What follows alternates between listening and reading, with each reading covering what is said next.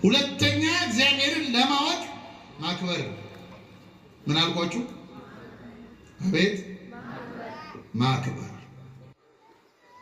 ማክበር ከፈራ ነው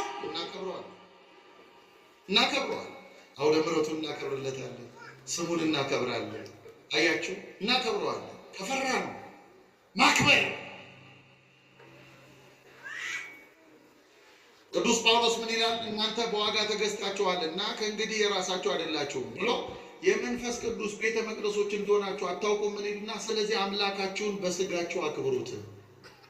በምናችሁ በስጋችሁ አክብሩት።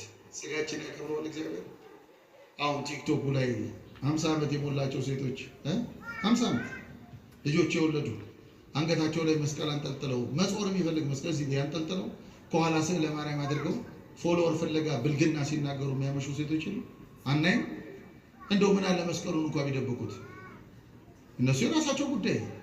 እንዴት ታዲያ ሰው ያከብረዋል? እግዚአብሔር ያከብረዋል። እናንተስ ኦርቶዶክሳውያን አሁን ፌስቡኩን ቲክቶኩን መዝሙር ታሰማላችሁ?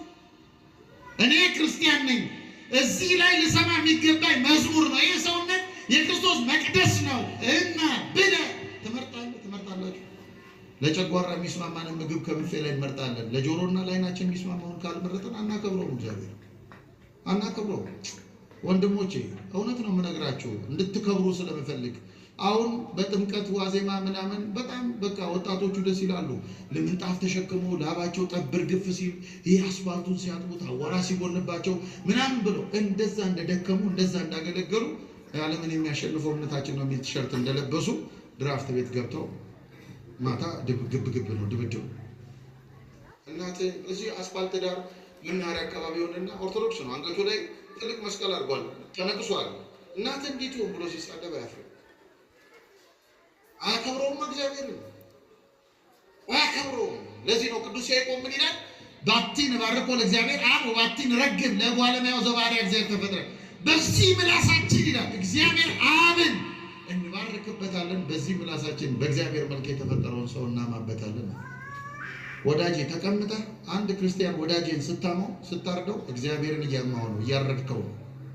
ይሄን አትርሳ። ክርስቶስ ማንነቱን የተጋራው ነው። በስጋዌ የሰው ልጅ ተብሎ የተጠራለት በስማችን ተጠርቷል። አምላካችን እናከብረዋለን በደንብ። አያችሁ ማክበር የት ተዝናና ችግር የለም። ግን አንተ ሁልጊዜ ማስታወስ የሚገባ እግዚአብሔርን የምታመልክ ኦርቶዶክሳዊ ክርስቲያን ነህ።